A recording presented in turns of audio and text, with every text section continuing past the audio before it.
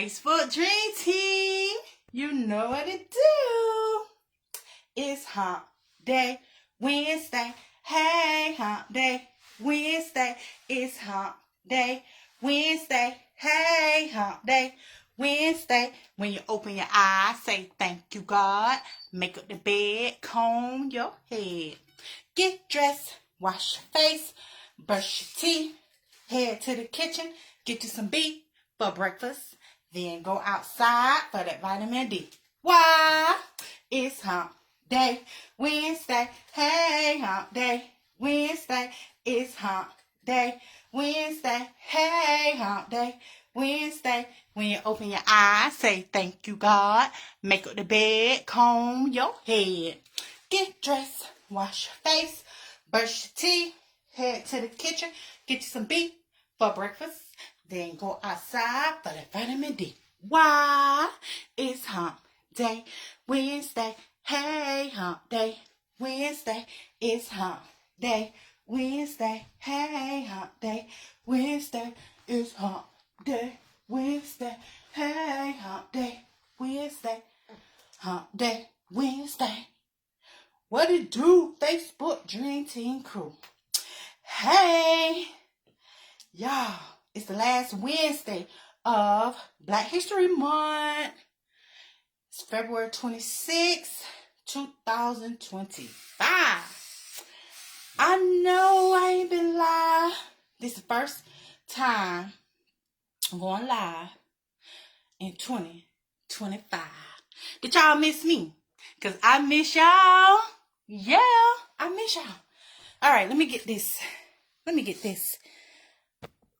camera right. And it is hot today. Y'all, it's hot today. All right.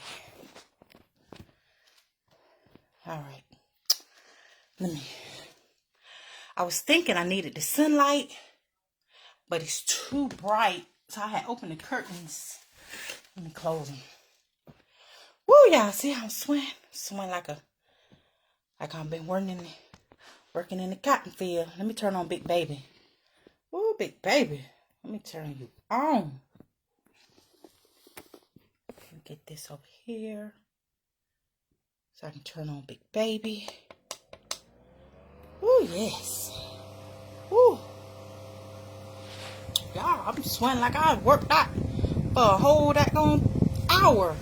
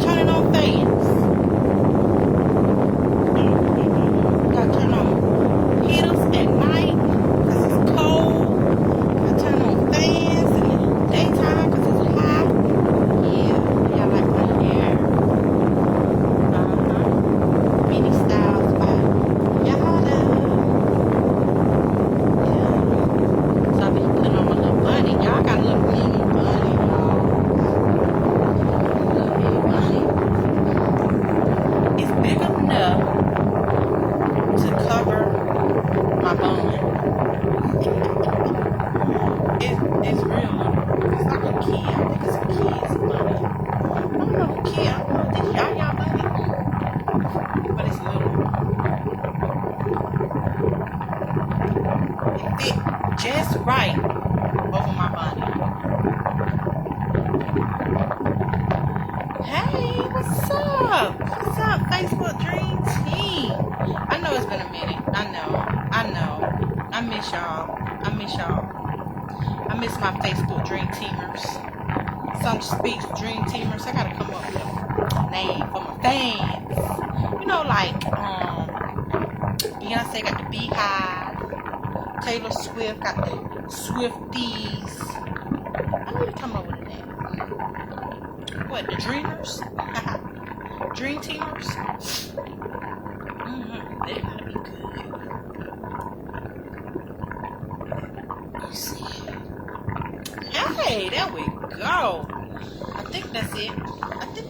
Oh, look at my hand. My hand cutting up. Yeah, I got a new sleeve.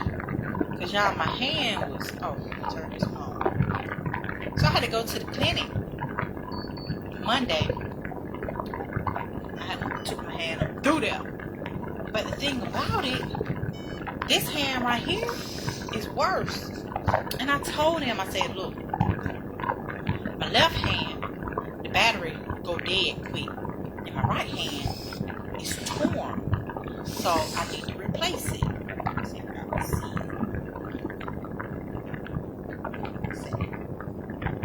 see. See the tear? See, I ripped it on my finger. Ripped it. So I told them. So when I got there, they gave me a new glove for my right hand. It's still going dead quick. I don't know. I don't know if it's still going dead quick. But yeah, cause they just gave me a new glove. It's the hand. I thought they was gonna send the hand in to see why I keep going dead so quick. I don't know. It could be going dead because because of me. Because one thing about these hands, y'all, these are bioelectronic prosthetics. They are second best on the market. And it takes a lot of focusing, concentrating to operate these hands. So there's I'm trying to think. On the inside of my shell, sensors on the inside of my arm shell on each side, and my brain sent a message to my muscle to open, close, and that's how I operate these hands. Move my thumb back.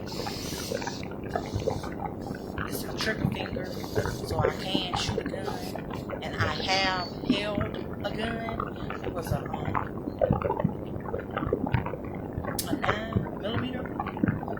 9mm. I didn't shoot it though because I was scared that my hand might come off. Y'all see right there where it's torn? Yeah, I see.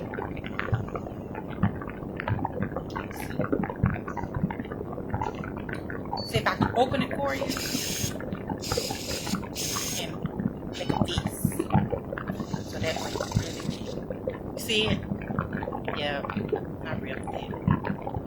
So I have to be very careful. Like I definitely wouldn't wear these when it's raining because water can get down in them and could damage them. So these are expensive, y'all. This glove, just the glove itself, $1,000. Yes. So when I got to the clinic, you know, they told us before we went to the back, before I even received it, and we saw the notices up. I'm like, oh, that doesn't pertain to me. But you know, at the beginning of the year, when you paying your insurance, you got to meet that deductible. And so I had to pay like $250. Only thing, I wasn't prepared. I was not prepared to pay for it. How y'all like my hair? Yeah. Good, lovely job. I think I'm gonna do it again for Easter. My goddaughter, she tried to do my edges, but they came back up. You know, I have fine hair. It's not real thick hair. My baby hair has always been fine. And yeah, when I was sleeping,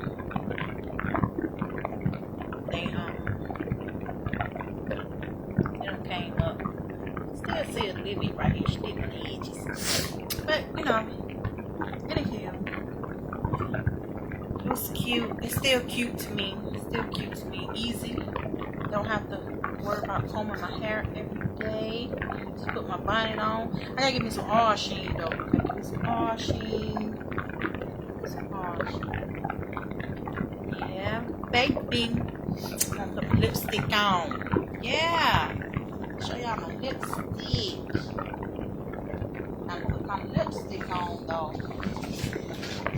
I am gonna have to. It's one of my gifts from my goddaughter PZ.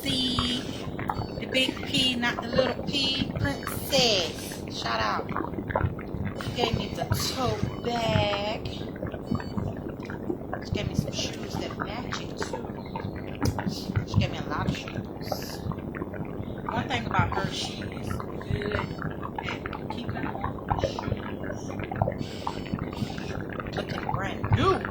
One thing about her and my other little cousin, Money, them girls know how to keep they shoes up, keep them looking new and keep them clean. Yep. She gave me some shoes. I'm like, girl, these shoes look brand new still.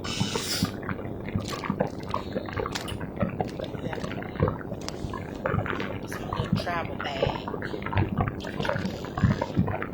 What they say? Low key. Low key. I don't know what's going on with my phone. So, a neighbor last week, a little niece, she gonna say, somebody asked me in her presence about my hump day Wednesday. And they were like, you still do your hump day? Snap, oh snap. My bag fell on the floor. Now I gotta get it. Okay. Glad I got my hands on. I can reach it. So I'm like, yeah, I still do my hump day Wednesday. It was on Thursday, last Thursday. She said, you didn't do it yesterday. I said, nah, I didn't do it yesterday, but I'm gonna do it Wednesday. I said, you wanna be in my hump day Wednesday? She said, yeah, I wanna be in your hump day Wednesday. So I was trying to wait on her. I said, what time you want me to be home? She said, I get out of school at 2 o'clock. So I was trying to wait on her, but she is in gymnastics and she's in dance class. I think she's going out for volleyball. So she might have had practice because she's not here. So I was hoping she would be able to help me put my phone on my new stand that I have. Because if I do it, y'all gonna be dizzy. Y'all gonna be dizzy if I do it. So I got me some lipstick, y'all. My cousin got me some lipstick. Christmas is gorgeous. So I feel like putting on some lipstick.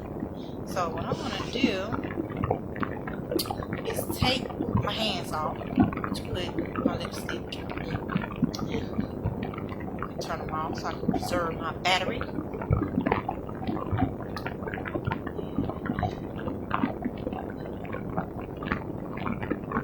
I don't know what's going on. Why my screen going in and out like this?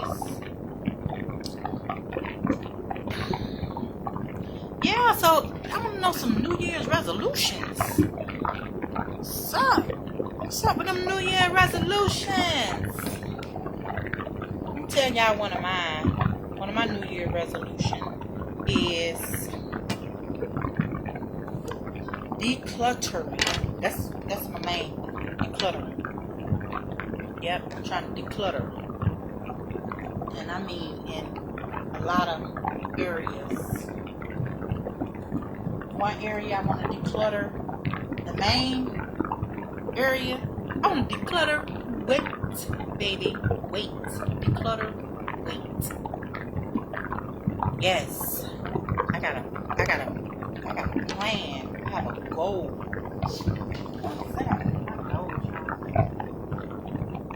Oh my, I got a board. I have a board that has my name on it. When I was in hospital. My family can sign it.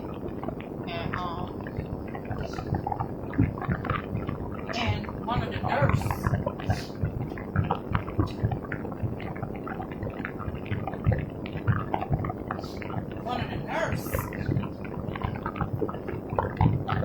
well, actually my occupational therapist. Did I get it?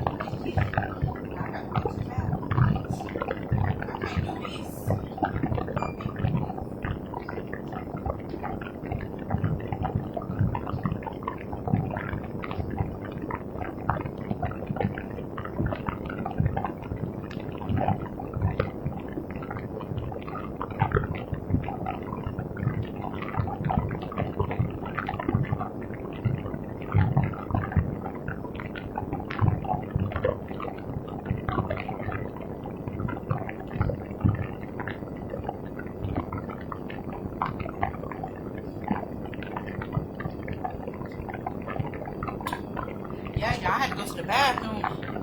Handle my business. I ain't trying to be like Elon Musk's son. But Elon Musk, when they interviewed him and Donald Trump at the White House, Elon Musk had his son standing up there with him. His son digging all in his nose. I ain't gonna do all that now. That's too personal. I'm gonna show y'all how I clean my nose. Why my nose dirty. Not gonna do it. Yeah, so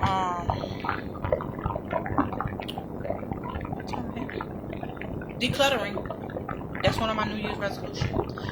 Paperwork. Just old paper. I got rid of a lot of my mama old papers. And I got rid of a lot of my old papers. But it's just still a lot. I still got a lot of old paperwork that I need to get rid of. And that's my goal. Page. Positive achievable goal every day. Y'all know I told y'all about Page. Positive achievable goals every day. Yes, that's the acronym that I created. Acronym by Sunja. Sunja Blade, baby. It's my acronym.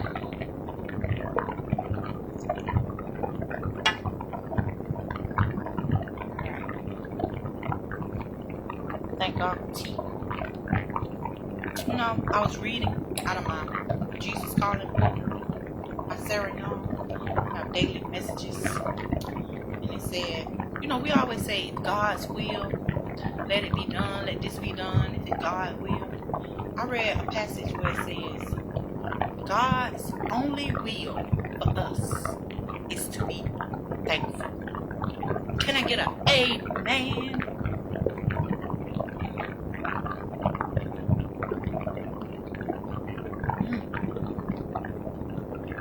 Look at your girl.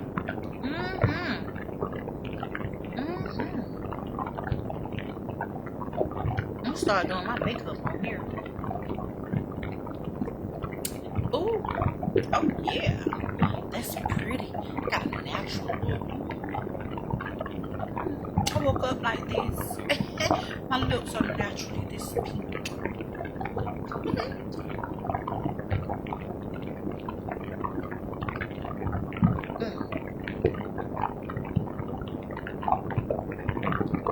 Yep, so this is lipstick by NYX double XL. Okay. And my lipstick too. I'll show you guys. Can you see it? Oh, wow.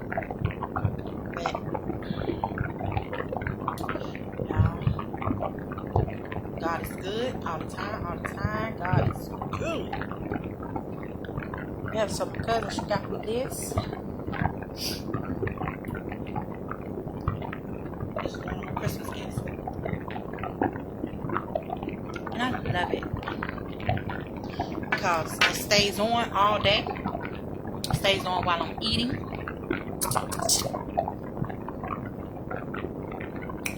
When I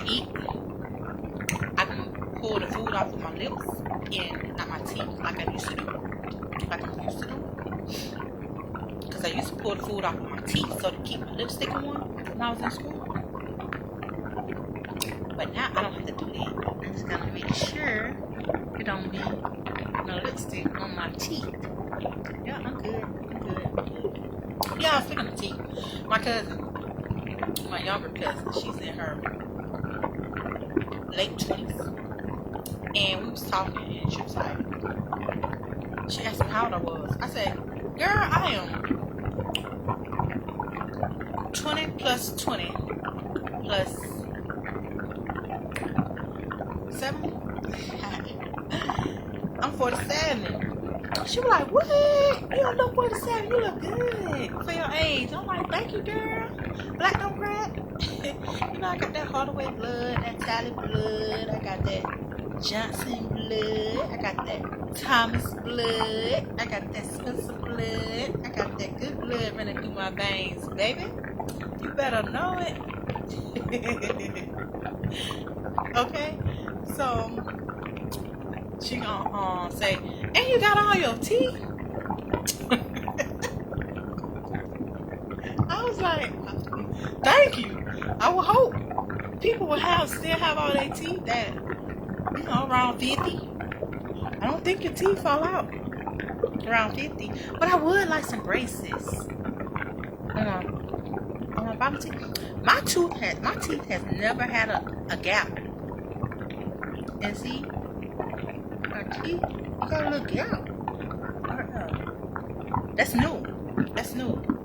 And I really don't like it, because what if it get wider?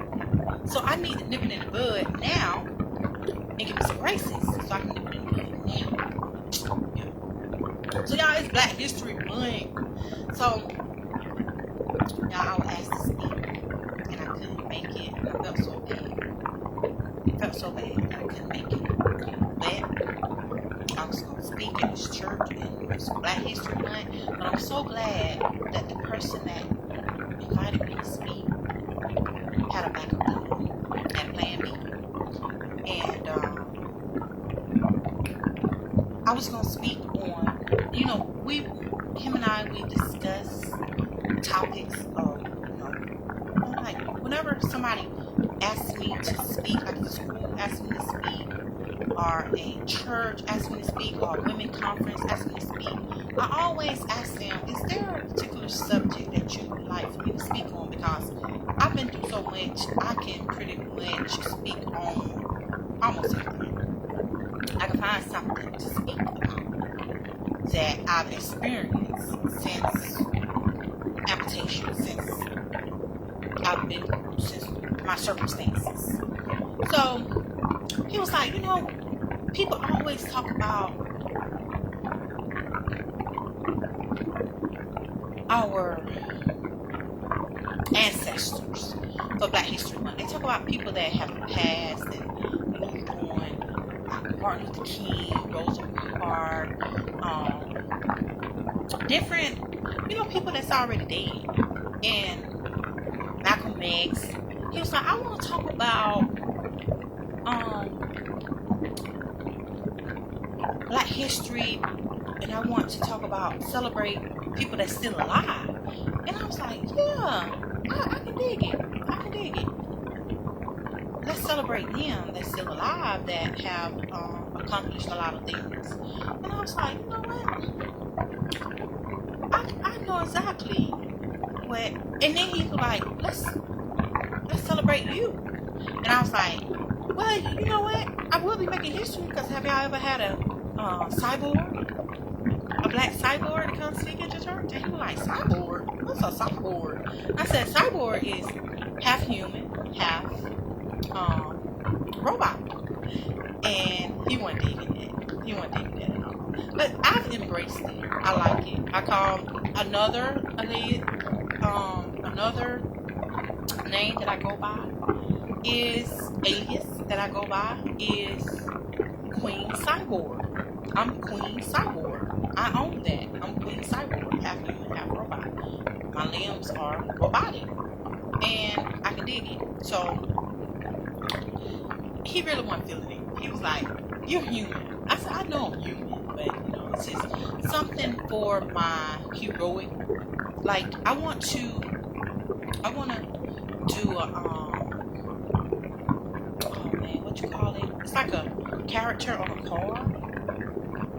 NFT, I think it's NFT, NTL. But I want my goddaughter to create a superhero character of me, and I want to do that. And my superhero character name is going to be Queen Cyborg. Not going to be, it is Queen Cyborg. So I've taken on that name as well. And I was like, well, you know what? I think I want to talk about a congressman, a former congressman that I had a dream about. And I'm gonna tell y'all about my dream. But let me read this devotion for today by Sarah Young from this book called Jesus Talk. Y'all, this book helped me. This book been helping me ever since 2016 when the RN Jennifer gave it to me. RN Jennifer Redding gave me this book, and baby, spot on every day, spot on. So it's teaching me to memorize scriptures. So far, I've memorized some scriptures, but just from this book. The scripture of the month for January was, "For I know the plans I have for you, declares the Lord, plans to prosper you and not to harm you, plans to give you hope and a future." Jeremiah 29:11. And then the scripture for the month for February: "Look to the Lord and His strength. Seek His face always." Psalms 105:4. Yeah, that's what I'm talking about. And today is February the 26th. So I read this every day, y'all. If y'all order this book, I'm telling you, this book is the bee's knees, y'all. This book is the bee's knees. Order this book. I'm telling you, it's going to help you. So I'm not going to keep you long. But I sure do miss y'all. Do y'all miss me? Do y'all miss me? My Facebook Dream Teamers. Alright. February 26th. Alright, let's see here. February 26th. It's coming from Deuteronomy 29:29, Luke 12:25-26, and Psalms 32.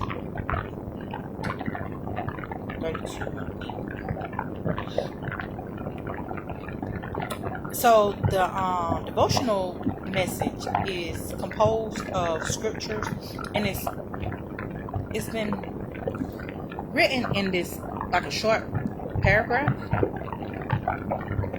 to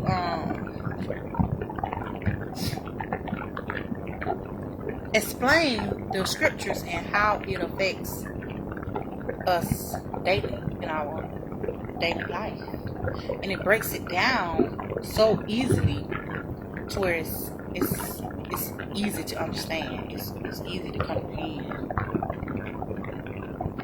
Yeah, so y'all, I got to sign in right quick. So bear with me. 30 minutes came by fast. Time fly when you're having fun.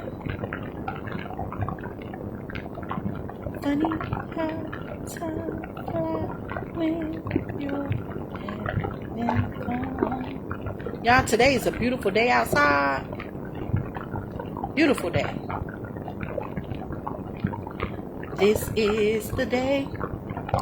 This is the day that the Lord has made. That the Lord has made.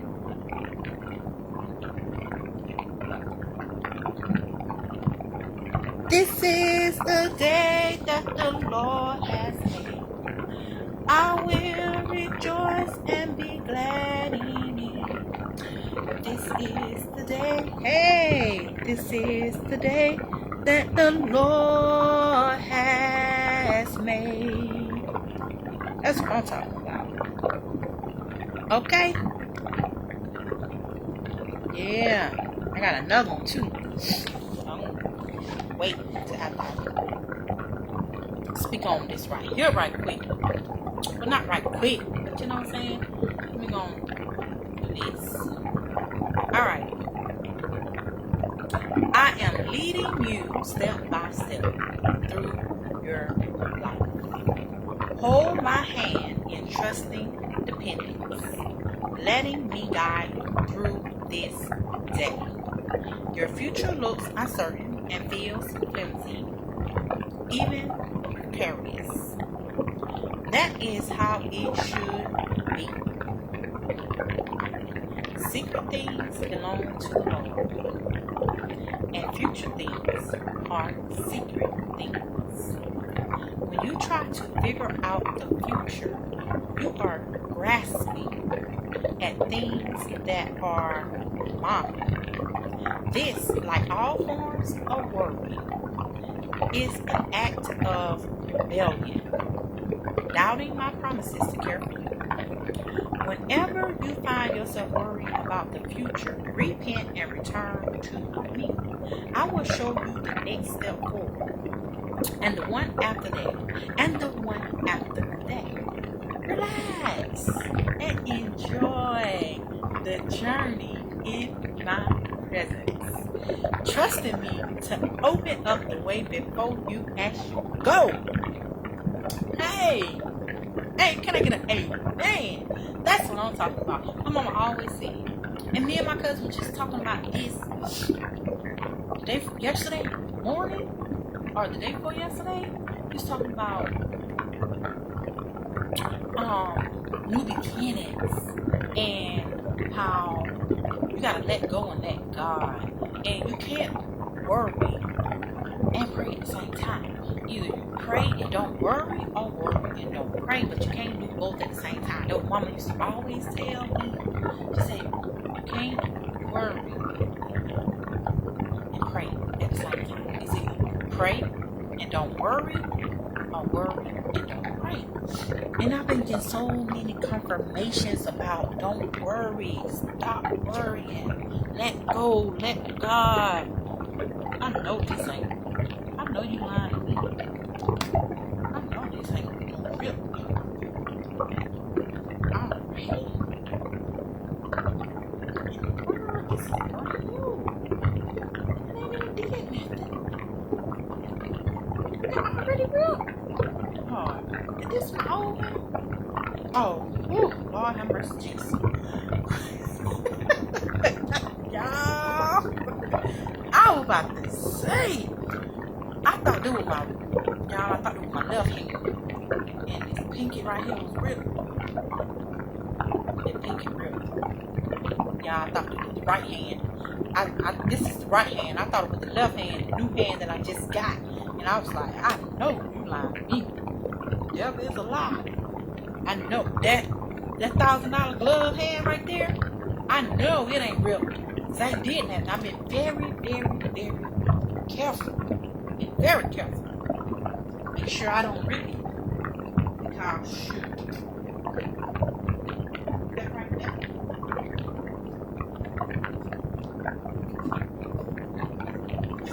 I heard it say, you expensive. You expensive. Yeah, so I just want to say this right quick too about this passage that I just read. God's promise, which is that even if you don't see it now, you can trust He's at work in your life. So just trust Him. If you trust God, you can't worry. That if you're worrying, that means you don't trust God. But if you trust God, you don't worry. You can't worry. It just don't go together. So trust God, be thankful, because that's His only will for us. God's only will for us is to be thankful. I saw that in this book. I had read it earlier in the week. I just don't remember what day that I saw it, but I do remember him saying, my only will for you is to be thankful. So that's why I say in my song, when you open your eyes, say thank you, God. Be thankful for everything. You get a bill, unexpected bill. When I got the unexpected bill Monday, yeah, I did worry a little, but not for long. I said thank you. You know, I ain't said it out loud, but I said it in my head. Thank you, Jesus. Go ahead and at least we get this part out the way. And once you say thank you, you give him all the power to do what he needs to do. And who else would you want to have all the power over your life other than God? Christ Jesus and God. So he said his will for us is to be thankful. But if it's in this book, I'm sure it's somewhere in the Bible. You might have to Google. But we got the easiest job, and he gave us the easiest job in the world when it comes to him.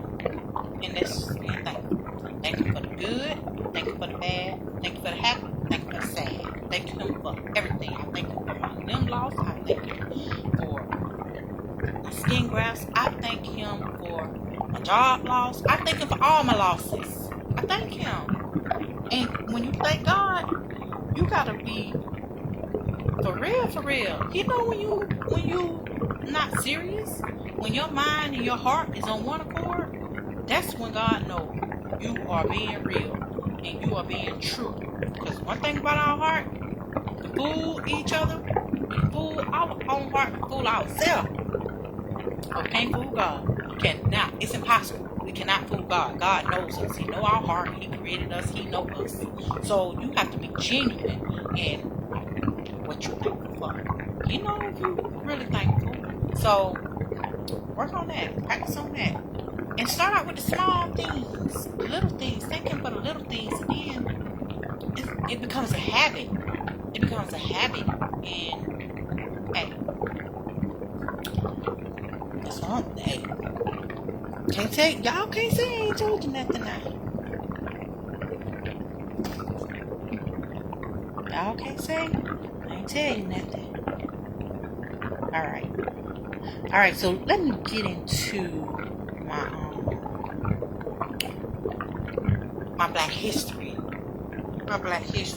lesson. Y'all, I had a dream, and I had this dream around the first week of January, and in my dream, now one thing to tell you about dreams before I go into my dream. One thing about dreams, God will open your ears when you sleep, and he whispers instructions to you. And when you wake up, you gotta remember. So the instruction that he whispers to you, those are, you'll have a dream about it. So when you wake up, it's good to try to write your dreams down, and you can, interpret it later. You can't interpret it as soon as you wake up. So one thing about dreams, objects, God will put objects in your dreams. He'll put colors in your dreams. He'll put people in your dreams, names in your dreams. Sometimes the objects that he put in your dream has a meaning.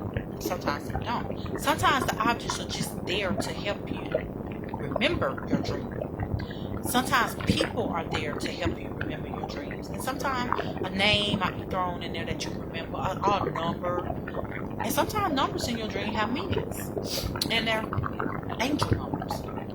So what you remember from your dream is for you to write down and interpret, so you can figure out the message that God is trying to tell you. And sometimes you can pray to him and talk to God and just say, interpreting my dreams. I'm not having good luck with it. I'm not being successful with it.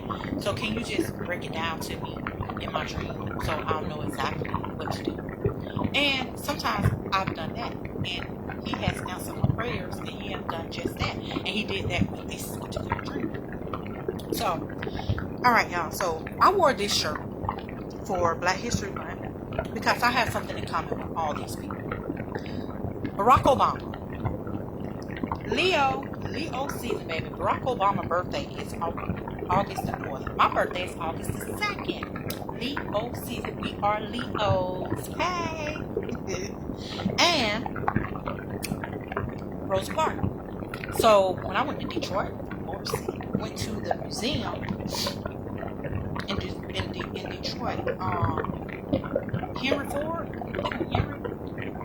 Is it museum in Detroit? So they have all the cars there. They have all the president limousines there.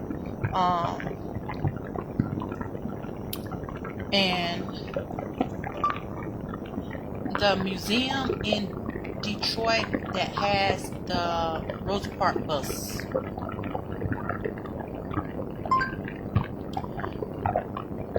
The Henry Ford Museum. Hey, Henry Ford. Yeah. So the Henry Ford Museum, y'all, this is an awesome museum. If you ever in Detroit, go to this museum. So what I have in common with Rosa Parks is Rosa Parks is the mother of civil rights movement.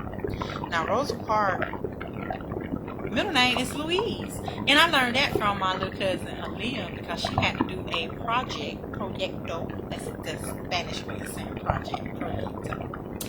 Yeah, so I'm almost 2 years in on my Spanish class, y'all. I'm almost got my associate in Spanish. So she was on her project, and she did her project on Rosa Parks. And that's when I found out Rosa Parks' middle name is Louise.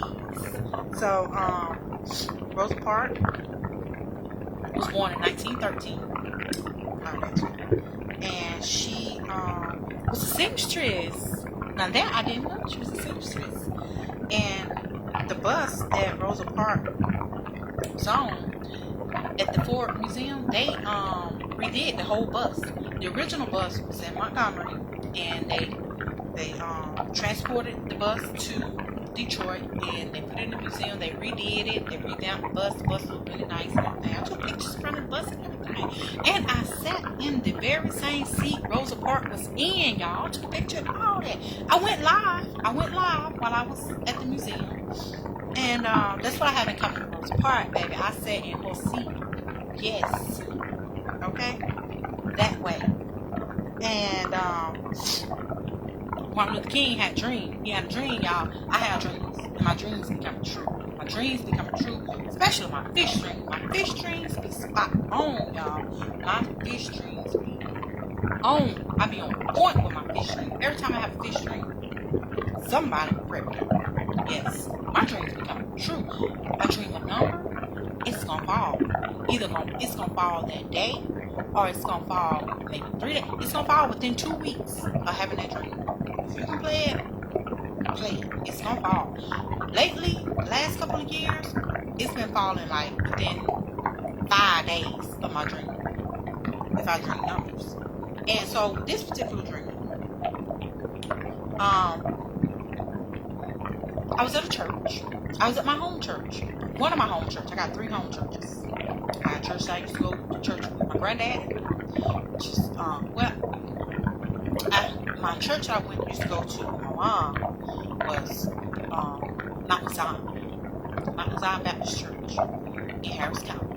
Then my church that I went to my grandma, I was in the choir at Mount Zion too, my mom. And then I was in the choir at the church of my grandma. I used to go to the church with. And then I used to go to church with my grandma at Mount Hill Missionary Baptist Church. I was in the choir there. And then the church I used to go to with my granddad, I did sing in the choir there. Not like every Sunday though, but I used to go to Vacation Bible School in this church because it's right down the street from my house in Georgia. And all 3 churches are in Harris County. And Prospect AME. Prospect AME. And this is the particular church I was at in my dream. So I knew I was familiar with the place. So my attention was held in this dream. So I was sitting on the pew and I looked down and I picked up an obituary. When I picked up the obituary, it wasn't like the original obituary. It didn't have the person's face on the cover of the obituary. It just had a lot of pictures. And we opened up the obituary, it had a whole bunch of pictures, but the person that was the funeral I was at wasn't in the obituary. And I know that because I'll tell you this. So it was time for my role to get up and go through the body. When I stood up, a lady in front of me, her role was supposed to go after me, but she stood up and got in front of me, and she had on this little red mini skirt, So I think that was just to help me to remember in the dream. And the lady was short. She was like, she wasn't like a midget short. She was more like a hobbit short, a little taller than a midget. But she a dwarf. I don't know if that would be a dwarf, but so that made me think, like, whose funeral is this?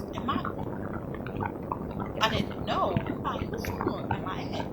So when I stood up and I looked ahead, the casket, y'all, was like a half casket. So I'm like, am I at a midget's funeral? Who do I know that's a midget? I only know like 2 midgets in my county, and they're younger than me. So I'm like, now I'm trying to figure out who's funeral. So when I get up to view the body, I noticed the man in the casket moving around. So I'm like, what in the world? So I'm like, oh, so this is that kind of funeral, like Coming to America 2, part 2, when the dad wanted to be alive at his funeral. So I'm like, oh, this is that kind of funeral where the person in the casket, he's still alive. So that didn't, I wasn't scared or anything. So when I got up, the man in the casket, I noticed that half of the casket, it wasn't a short casket, and he wasn't a midget. Half of the casket was like going through the door. There's a door on the side, and half of the casket was going through that door, but half of his body was like facing me. It was like the casket was in an L shape. But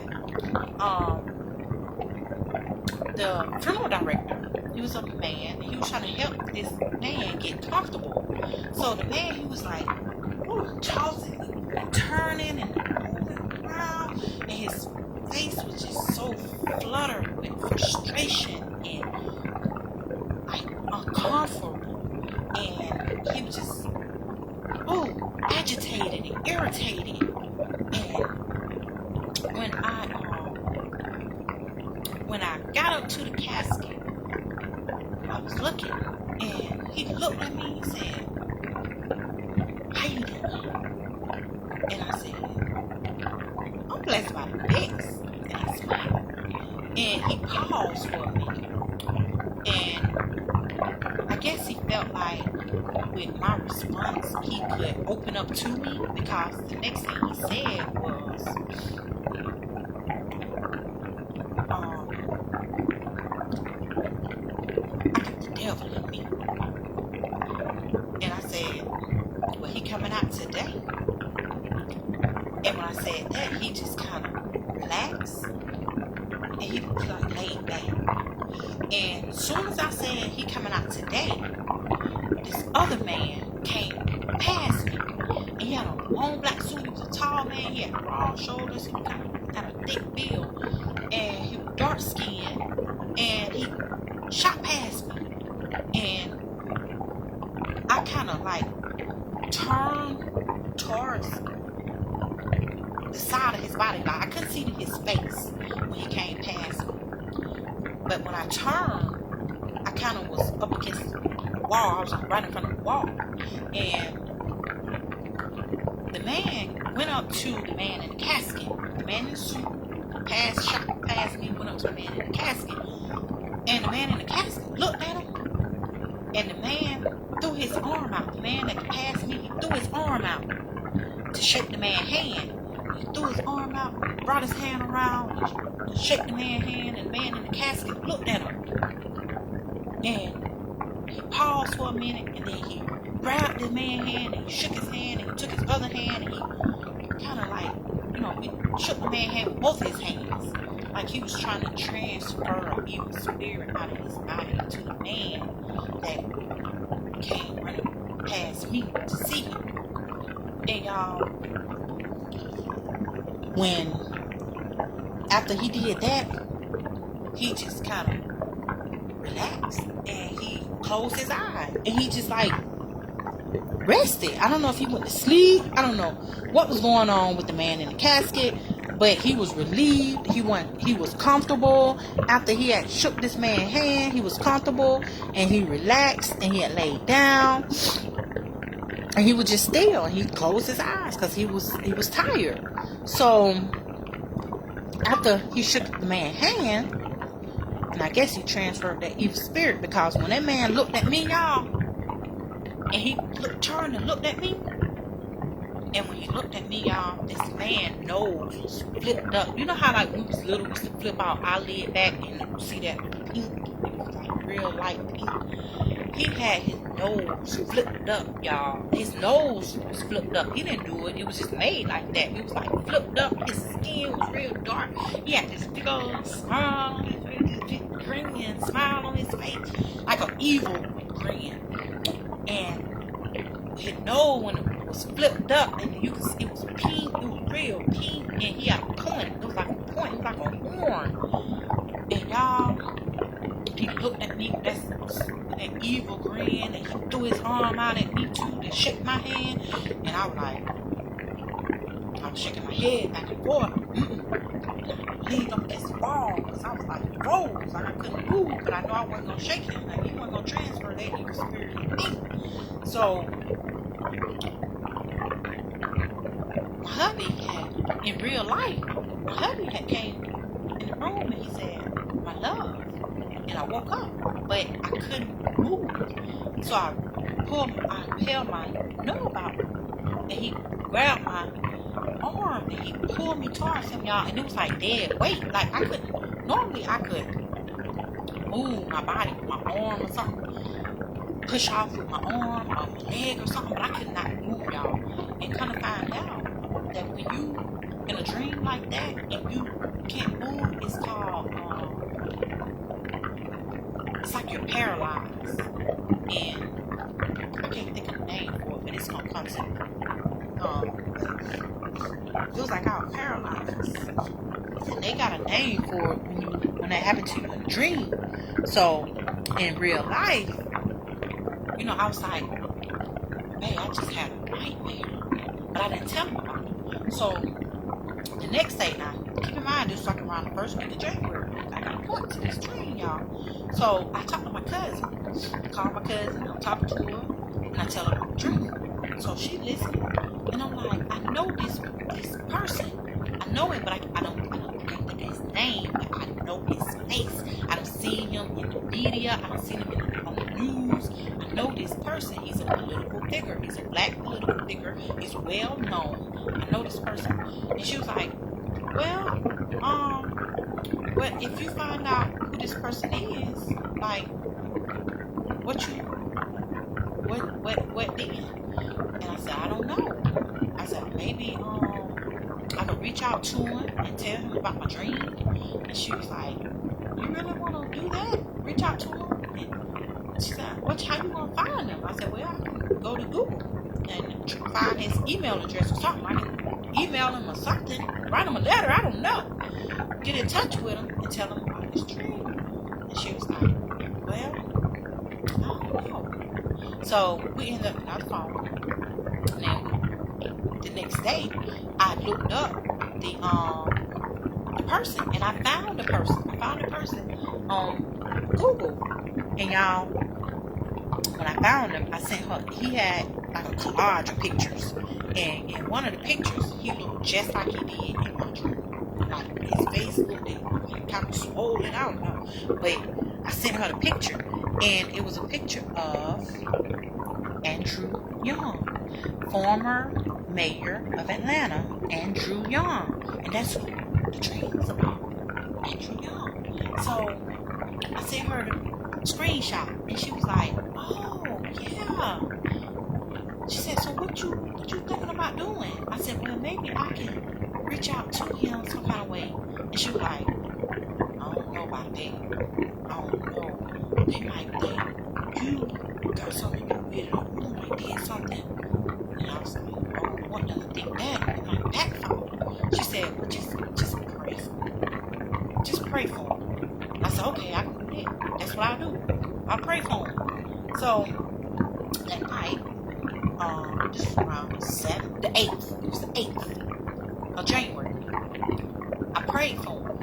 And y'all, how about a whole week went by, and on the 18th of January, my cousin sent me an article from Channel 2 News. And it said, former Mayor Andrew Young was discharged from Grady Hospital from complications, or like from a scare of him having I think a stroke or something.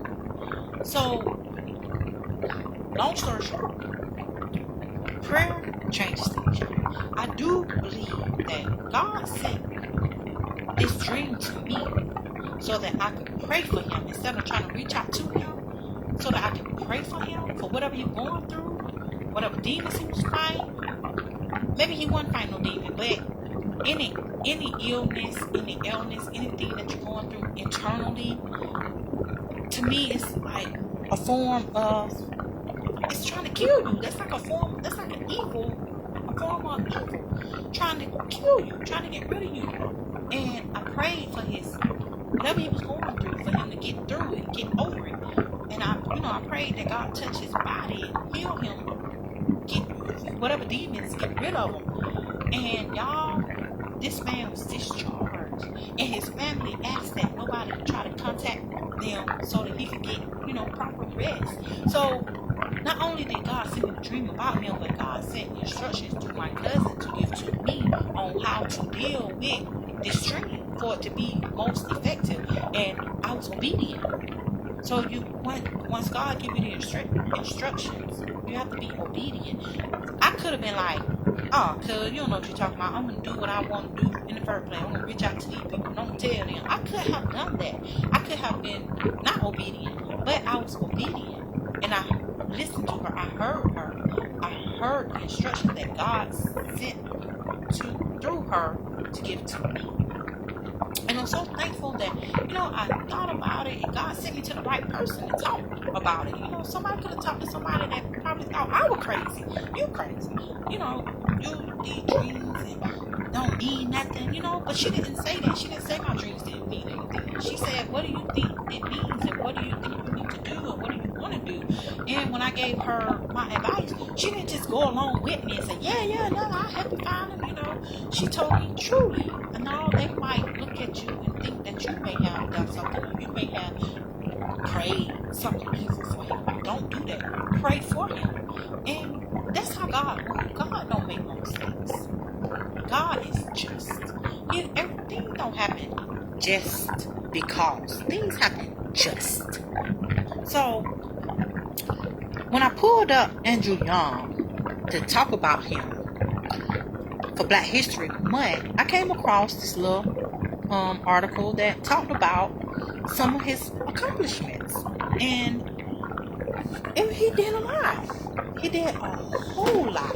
And I just want to share with y'all some of the things that he did, since we are celebrating people that are still alive for Black History Month. And Andrew Young, who was born in 1932, and he is very much still alive. Alive and well. But he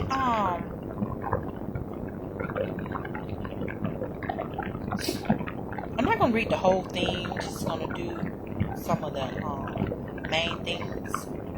So, since for almost half a century, Andrew Young worked for the social, political, and economic advancement of oppressed people around the world, not just in Georgia, but around the world. He was raised in New Orleans. And y'all, I want to tell y'all too that the man that in the dream that Andrew Young transferred his evil spirit to, was an actor that was in the movie Princess and the Frog.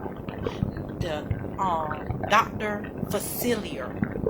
That his real name is Keith David. He's an actor. Keith David was the one in my dream. And when he smiled, let me see if I can pull it. I wish I could show y'all. When he smiled in the dream, he looked just like his pictures. He looked just like his picture. This is Keith David. He was a witch doctor in Princess and the Frog. Now, you gotta picture him with his nose flipped up and with a point to it, like a horn. And he was and I'll show you a picture of Andrew Young. This is Andrew Young. That's who I dream about. And he helped draft the Civil Rights Acts of 1964 and the Voting Rights Act of 1965 after the assassination of Martin Luther King. Andrew Young was named Executive Vice President of SCLC, and he moved into the area of politics as the first black Georgian elected the U.S. Congress since Reconstruction, 1972 through 1976. I'm sure that's right. But he also helped. He was the son of a dentist and a teacher, and he also helped black women with businesses. Yeah, so he has done so much. He graduated from Howard University in 1951 and earned a Bachelor of Divinity degree from Hartford Theological Seminary in Connecticut.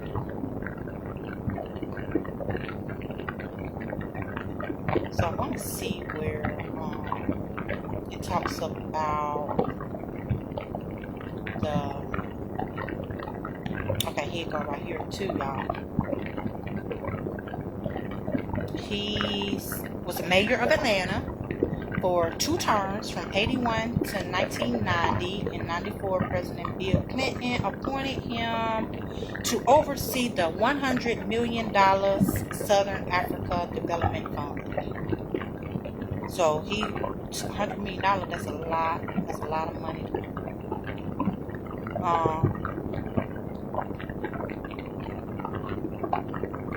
Let's see.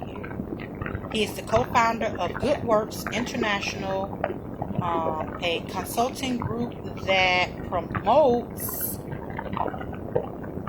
initiatives to improve conditions in Africa and in the Caribbean. He is also a professor in the Georgia State University Andrew Young School of Policy Studies.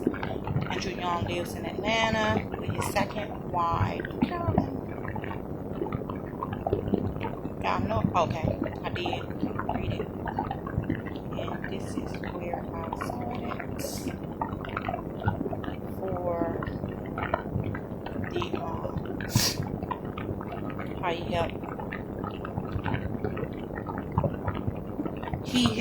attract $70 billion in private investment and 1,000 new businesses. $70 billion. Y'all, he created the Dream Jamboree College Fair, which tripled college scholarships for Atlanta public school graduates. That's awesome. He helped renovate the Atlanta Zoo, which was renamed Zoo Atlanta.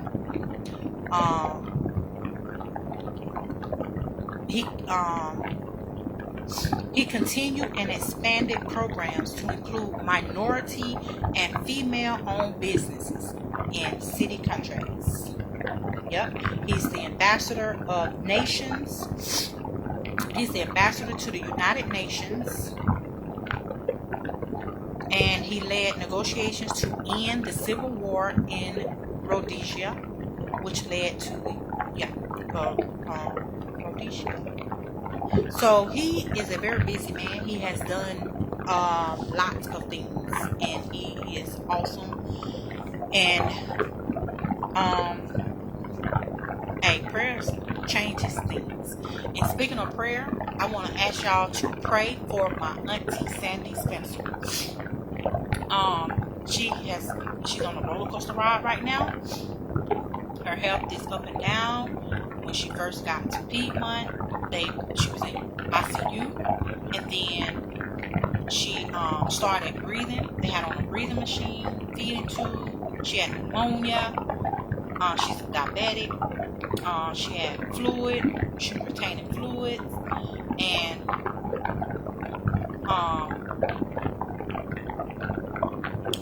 she had an infection, and the infection was clearing up after about 3 to 4 days. The pneumonia, Dad got rid of pneumonia. She had started breathing on her own. The machine was only on 24%, so she was breathing on her own. When we got there, she was still in ICU, but she was breathing on her own, and the pneumonia was gone, and the fluid was coming off her body. They were draining the fluid off, so she was headed in the right direction. She was doing good. We visited her. My cousin combed her hair. My cousin, I keep saying my cousin, this is the same cousin told me about dreams. My cousin Iris, and she helped, she combed my auntie hair, and we prayed, fellowship, we sang, we had a good time, and y'all, we sang Victory is Mine. Victory is mine. This is my song. Victory is mine. Hey, victory today is mine. What? God told Satan, get thee behind me. Victory today is mine. Hey, when I woke up this morning, I didn't have no doubt. But I knew the Lord would work it out. I fell down on my knees. I cried, Lord, have mercy, please. I got up shouting, screaming, victory. Victory, victory is mine. Victory is mine. Victory today is mine. Hey, God told Satan, what he told him? Get thee behind me. Why? Victory today is mine. That's what I'm talking about. Auntie, victory today is yours. Victory. And I tell y'all, when we left, the very next day, she was doing so good, they took her out of ICU and put her in a room. They put her in a room. After they put her in a room, y'all, my cousin Iris talked to her on the phone the next day after she was in her room. They was talking, and she was like, Auntie Santa, we came to see you. She was like, oh, what? When? Like, she was a little weak, but she was talking a little. Like, she was gaining her strength back. I don't know what happened. 2 days after that, it went back. The pneumonia came back, y'all. Pneumonia came back. They ended up putting her back in ICU. So, when 2 or more gather, God is in the midst. Praises go up. Guess what? Blessings come down. He will open up a window and he will pour a blessing on you, and your cup will overrun it. I'm telling you, y'all, we're going back. We gotta go back when we talk to the doctors. So we're gonna go back because when we went, we wasn't able to talk to the doctors. But we got a cousin Larry, and I'm so thankful for cousin Larry because he has been there with her every step of the way, y'all. I'm telling you, cousin Larry, that's our ace coon, that's our ride partner. And he's a good cousin, he's an awesome friend, and he has been standing by her side and standing up with her every single day. He been there every day. And I thank him. And one thing my mom used to tell me, y'all, is Sonya, you got a lot of friends now, but I'm telling you now, they thin out the older you get. And when you fall down, when you sick, and when you broke, that's when you gonna know who your real friends are. That's when you gonna know who got your back. When you are down, or when you broke. When you down and broke, or when you down or broke, or when you just broke. When you fall sick, when I say down, I mean sick. When you ill, that's when you gonna find out who your friends are. That's who you gonna find out who got your back. That's who you gonna find out who there for you. Really, truly there for you. And Auntie Sandy, baby, you got a true rider. Now we come down, we can, we're coming back. We are coming back. Know that. I know your sister, her only sister, she wanna come. She moved. She's not in the state of Georgia, and she's having a hard time getting here, but she's praying. She's praying for Auntie Sandy every day.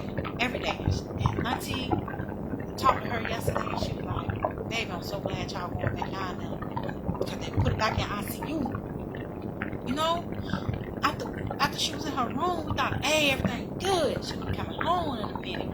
We didn't know it was gonna take a turn back, and she won't get pneumonia again. So we going back down there, and we're gonna talk to the doctors, and we're gonna do what we did the first time. We're gonna love on her, and we're gonna, help out cousin Larry, and yeah. So keep her in y'all prayers because Auntie Sandy Spencer, keep her in your prayers because she needs it, and the staff is telling us, pray for her.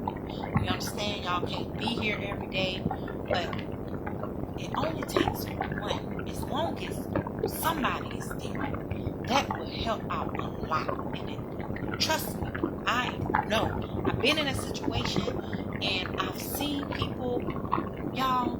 I'll tell y'all a true story, and then I'm gonna let you go. True story time, and then I'm gonna let you go because I know it's been too long.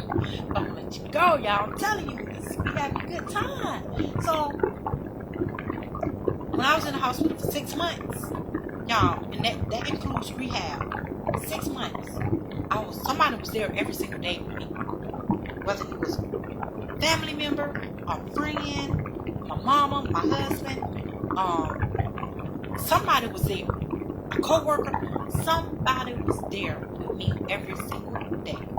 My mom came every week, and then my husband, they alternated weeks. So she was there 1 week, he was there 1 week, she was there 1 week, he was there 1 week. If they wasn't there, my cousins were there, my aunties were there, my dad and my grandma, somebody was there. Oh, grandma Nana came all the way from Chicago. She was supposed to be going back to Arkansas, but she made her daughters change her life to go from Chicago to Atlanta to Georgia to come see me. Mama,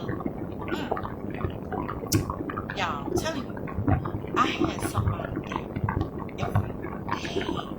My in-laws was there. My family was there. Somebody was there every day. My mother-in-law was there. And I'm so grateful and I'm so thankful for family and friends. Because even though I was in a coma, it had to make a difference for me to bounce back the way that I bounced back. Y'all, these people want to put my name on the donor list. Y'all, these people trying to put my name on the donor list because I had signed to be a donor on my driver's license so I can get it cheaper. By the way, they don't do that no more in the state of Georgia. They stopped doing it. They stopped doing it. But I'm not saying it's a bad thing to be a donor. My thing is, I feel like they kind of give up on you a little quicker because by you being a donor, they got to get the good organs. And the bacteria that I had, it was attacking my organs. It had attacking my kidneys, so it was headed from my brain. So they trying to get the good organs before, like my heart, my eyes, my liver, all my good organs. They wanted them before it got attacked because it attacked my kidney. So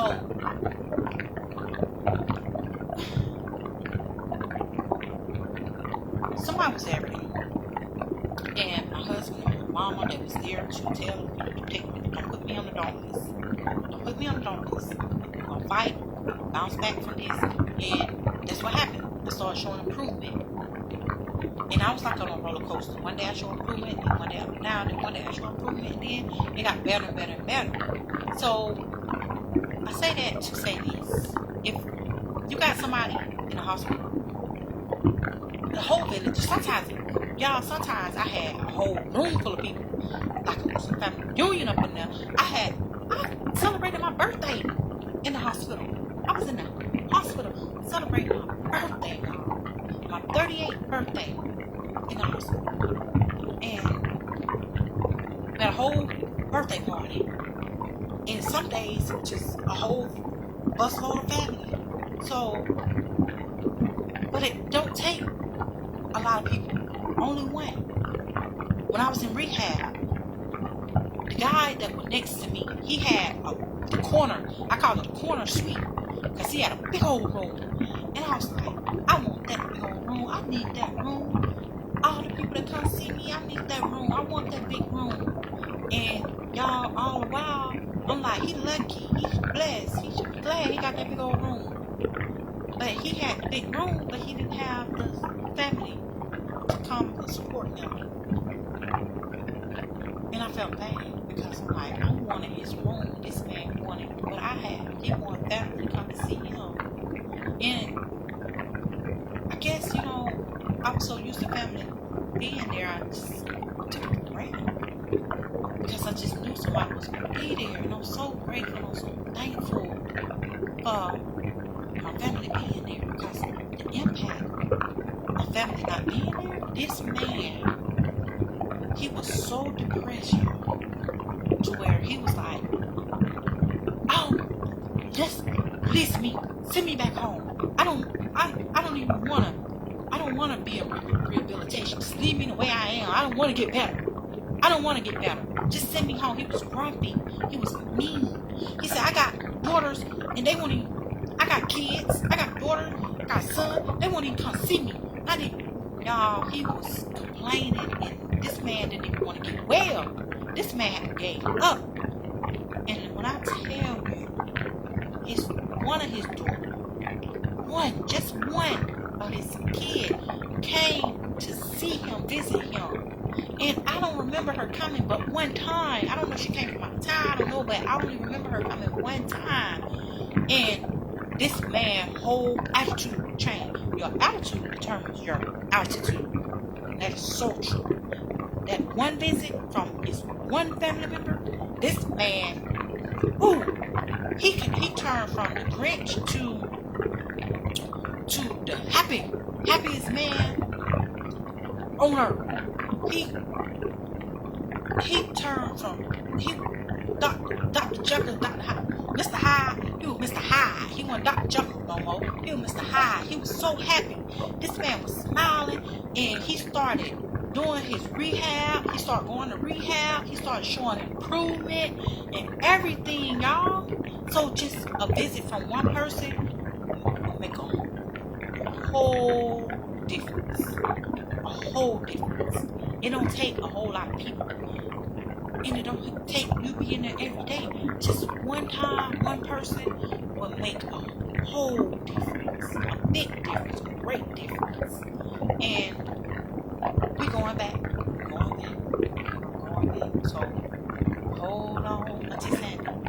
Just a little while longer. Hold on. Just a little while longer. Hold on. Just a little while longer. Everything is gonna be alright. Pray on, just a little while longer.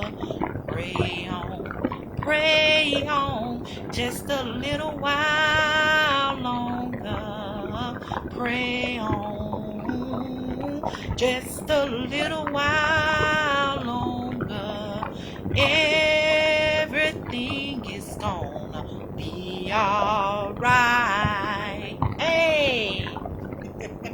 Hey, Ashley Boo, Sheraton Dream Team. I miss you too, baby.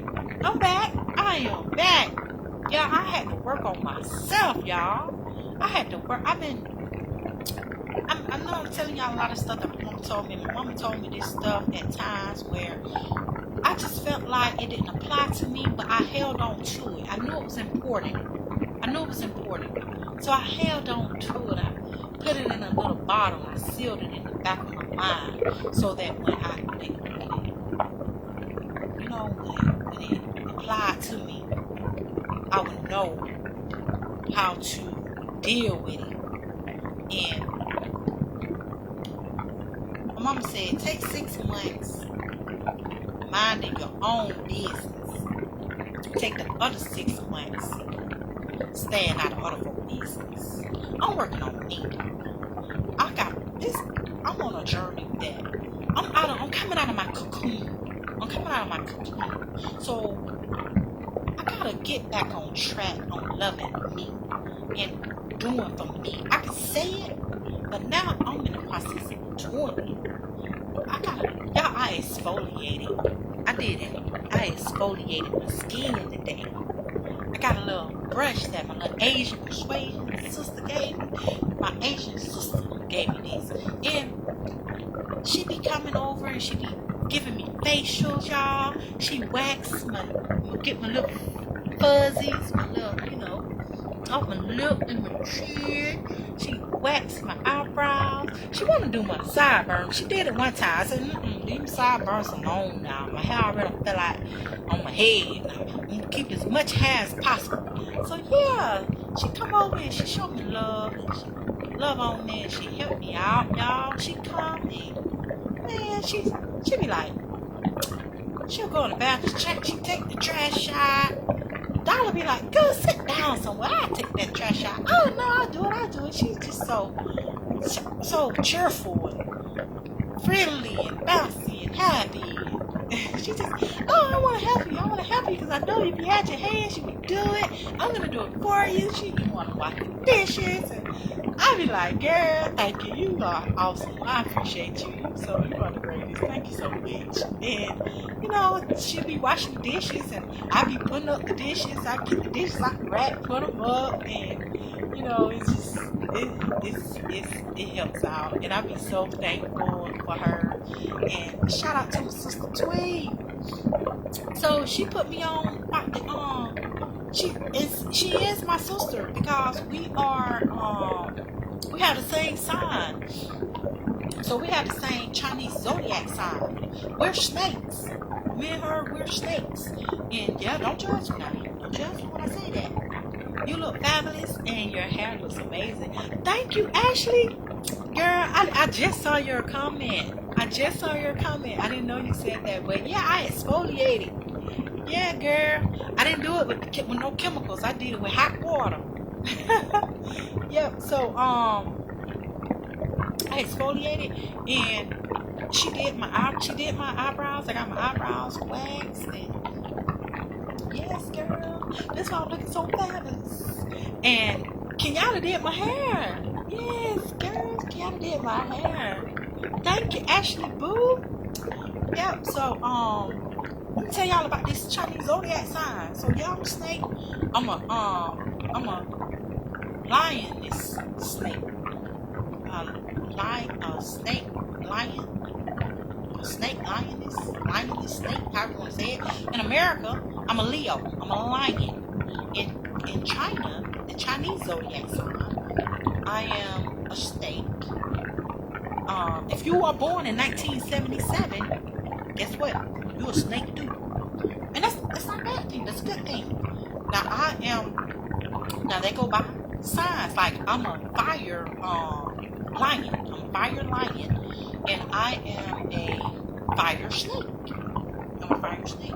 So the Chinese zodiac sign, you wood, earth, water, and fire.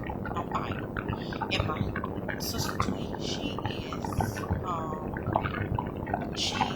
earth. She's an earth snake. And I'm a fire snake.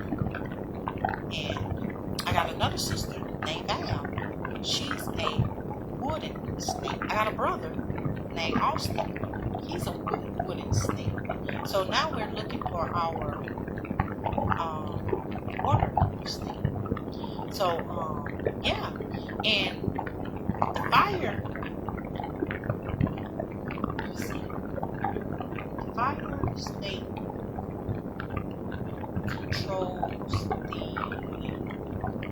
air, and the earth snake controls the land, the ground. Yeah, so one thing about the Chinese zodiac sign, see, in America, our sign is celebrated monthly, but the Chinese zodiac sign is celebrated yearly, and it's every 12 years. So 1977, if you're born in 1977, this is our year. You're born in 1976, last year was your year, and you was a dragon. Dragons are born in 1976, snakes are born in 1977. So every 12 years is your year, not just your month, like in America. It's the whole year. It happens every 12 years. So if you were born in 1977, this is our year to manifest whatever we want. The stars and the sun and the moon, they're aligned in our favor. So we have to speak things into existence. Page. My acronym, positive achievable goals every day. Positive achievable goals every day. Speak them. Think them. Create them. Do them. Manifest them. Manifest your page. Speak your page. Do your page. Create your page. Write your page down. Write it down. Positive achievable goals every day.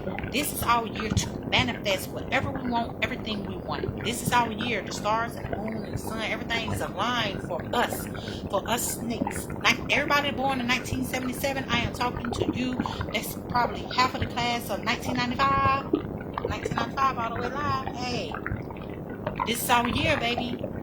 Manifest it, speaking into existence. Plant the seeds. When you plant your seeds, name your seeds. Okay, it's time for us to give, donate. I've donated to 3 charities. 3 charities. Me and hubby, me and Dollar, we've been donating. Donate. And a good way to donate, y'all, I have this app called Fetch. I've started donating through Fetch. And you take a picture of your coupons and you accumulate points. If you refer somebody, you accumulate points. They accumulate points when they scan it, when they take a picture of their first coupon on the app. Your points add up. And when you hit, I want to say, I think 10,000 points, 25,000, 10,000, 15,000, 25,000, and 50,000. Excuse me, 50,000 points. You redeem your points, and you turn your points into gift cards. And I know 50,000 points, you get a $50 Visa gift card, or you can get a $50 Amazon gift card, Walmart gift card, restaurants like Longhorn, different restaurants, $50. Hey, or you can donate. You can donate $3, $5, $10. You can donate. So I donated to Red Cross, I donated to the Children's Fund, and I donated to the water, the purify the water, because y'all, I'm telling y'all, if I know Clayton County and Cobb, I think, no, Clayton County and Austell have hard water. And one way you can know you got hard water is when you get out the shower and you ashy, or when you're normally not ashy and you're all of a sudden ashy, not your heels, your legs, your feet, your ashy, and you're normally not your face. My face be ashy, my nugs be ashy. So that's because you have hard water. When you get out of the shower or taking a bath and you're itching a lot, that's hard water. You got hard water. So you have to put on a purifier on your faucets and your shower head. You gotta change your shower head. So that's what we're in the process of doing. So yeah, y'all, can't say enough told you that now. But Clayton County, I know for sure we have hard water out here. And my sister, she stayed out there in Austell, and she said they have hard water as well. So yeah, so after I exfoliated, I had to put on some lotion. I had to put on that good lotion, the Cervé, something like that, but it's expensive. But it's some good lotion. It's on the same level as Bond, Gold Bond, and Lubriderm, because that's what I have to use, Lubriderm. Yep, so y'all, I'm sure cocoa butter, shea butter will be good as well. But I'm gonna go ahead and let y'all go now. We're having such a good time. I got so much to talk about. You know what? I'm gonna have to save it for next Wednesday. Tune in for next Wednesday. I got more to talk about. I got so much to tell y'all. So much to show y'all. You know, I gotta show y'all some more of my Christmas gifts and what I'm trying to do. I gotta show y'all my media room. Yes, I'm trying to do big things over here. So y'all tune in next Wednesday. And y'all make it a great day. Make it a great day. I love y'all, and anything you can do about it. That's another saying my mom used to say all the time. I love you, and anything you can do about it. Then I said to her, she hit me with, I love you, and there ain't a thing I want to do about it. So, like I said earlier, I'm 2 years in on my Spanish. Well, almost 2 years. I got about I think 2 more weeks, and I'll be 2 years in on my Spanish. And then I'm gonna cut back in on my Vietnamese. But I am going to end my Hump Day Wednesday with teaching you some Spanish. I'm going to teach you how to count from 0 to 10 in Spanish. Okay? 0 is 0. On the mark, get set, let's go. 1 is 1. We about to have some fun. Hey, 2 is 2. Now do the boogie scoop, scoop. 3 is 3. All y'all sing with me. 4 is 4. Just learn a little bit more. 5 is 5. We all the way 5. 6 is 6. This is the new remix. 7 is 7. Plus 4 is 11. 8 is 8. You are doing great. 9 is 9. We'll be just fine. 10 is 10. Now sing it again. 10 is 10. Now sing it all over again. 0 is 0. On the mark, get set, let's go. 1 is 1. We about to have some fun. Hey, 2 is 2. Now do the boogie scoop, scoop. You get it? That's right. Can't say I ain't never told you that now. You see, I've been giving away all this good stuff for the free ski. Hey, you can't get that. Where you gonna get that? Where else you gonna get all this good information for the free ski? Yes. You know what I'm saying? I'm giving y'all God said, you can't be God-given, no matter how you try. The more you give, the more He gives to you. Just keep on giving. Just keep on giving. Why? Because it's really true. It's true that you can be God's given, no matter how you try. Hey, don't talk about can't be God given, no matter how hard you try.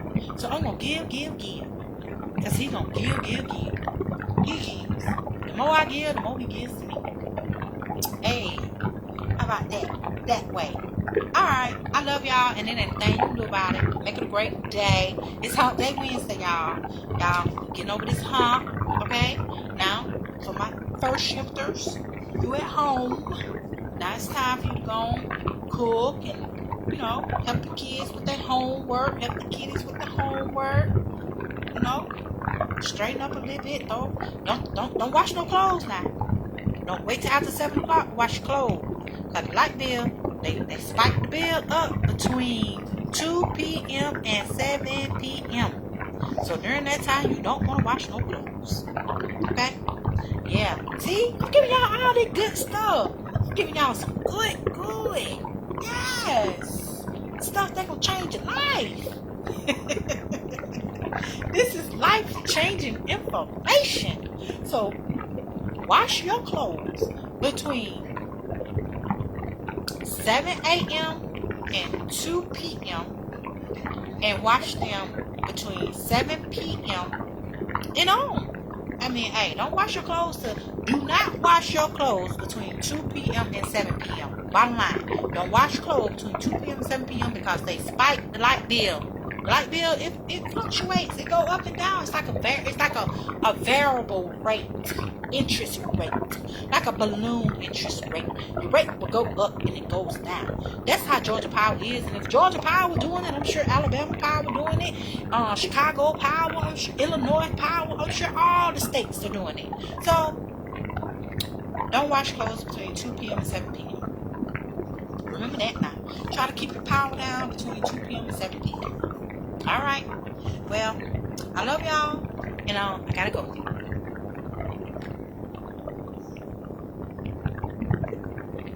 Oh, Sherman. Hey, what's up? Yeah, I'll see you in, what is it, Word something? Yeah, you got good, hey man, you done got better. You giving me a run for my money. I don't know what you been doing. You must have been reading the dictionary or something. But you on point, brother. You doing your thing. You giving me a run for my money. I see you there. Love the info, but I am not going to let you keep feeding me in that game. Look, Sherman, you don't look at it like a beat down. Don't take it like a beat down. Look at it like increasing our vocabulary. You know what I'm saying? See, you find words that I don't be finding. So I look at your words and I look at them and I compare them to my words, and it helps increase our vocabulary. You can't get no better than that. Don't give up. Don't let me cause you to give up. That ain't what we gonna do. You got jokes. I got jokes. Let me tell you something about me, Sherman. I love to play spades. I am very competitive. I got that Tally blood in me. I got that Hardaway blood in me. I got some Spencer blood in me, some Johnson blood in me. I'm very competitive, and I like to talk cash money. I do. So you just gonna have to talk back, joke back with me. Don't give up. Hey, don't tap out. Don't make me tap. Don't make me make you tap out. Come on now. We are learning together. We learning together. Yeah, come on back. I feel you though, Sherman. I do feel you because it's one guy that's above me. Dre. I think it's Dre. And for some, I would not let him beat me 100 times. I think I beat him 1 or 2 times, and he has beaten me like 95 times. I'm not gonna let him beat me no 100 times. I'm gonna play him again now. I am gonna play him again, but I'm not gonna let him get to 100. And I ain't got 2. So I feel you, but you ain't gonna let me keep beating up on you. But you some good competition though. I mean, for you to be have 1,000 trophies versus my 7,000, you are doing awesome. You gonna catch up though. You gonna catch up. Don't give up though. Don't give up. Your attitude determines your altitude. You got this. You can do it. You got this. Hey y'all. I got to start winning before I got a slow connection missing out. I got to start winning before I can talk shit back. Laugh out loud. Man, come on, people talk shit in spade to what? It's like a defense mechanism. It's like to help. What you say? You try to what word I'm trying to say? You use that to get them off their game. You know what I'm saying? You talk shit to get somebody off their game. Yeah, you want to try to throw them off their square. That's how you do that. Come on now. Don't look at the glass half empty. You gotta look at the glass half full. Yeah, look at the glass half full, not half empty. Still, no matter what, you talk shit to throw me off my game. If you can. You know what I'm saying? What they say?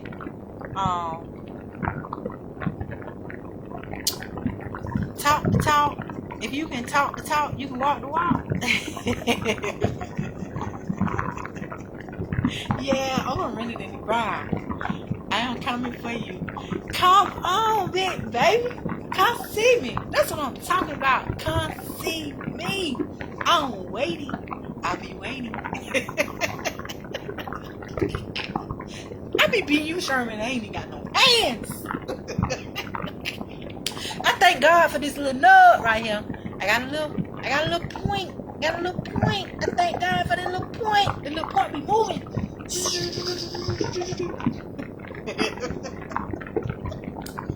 That's what's up. Come for me.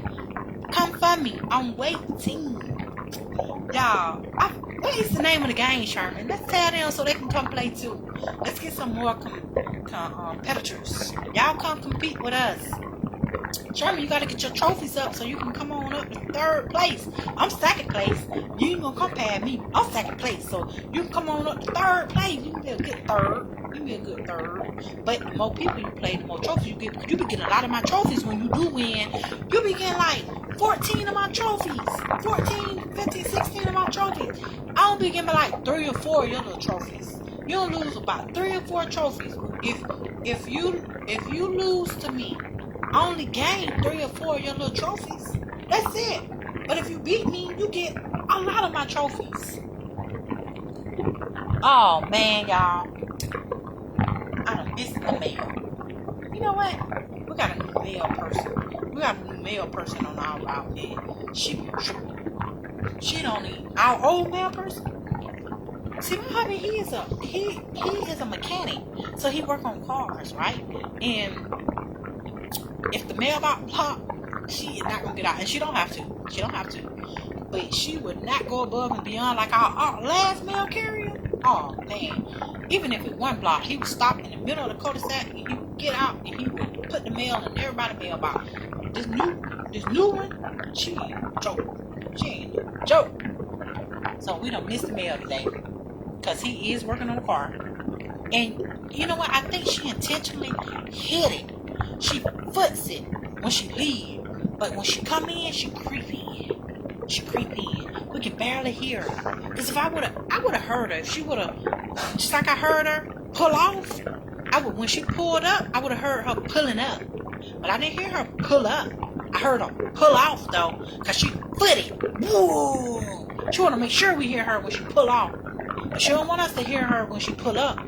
Because if we hear her, we'll come meet her at the mailbox. Yeah.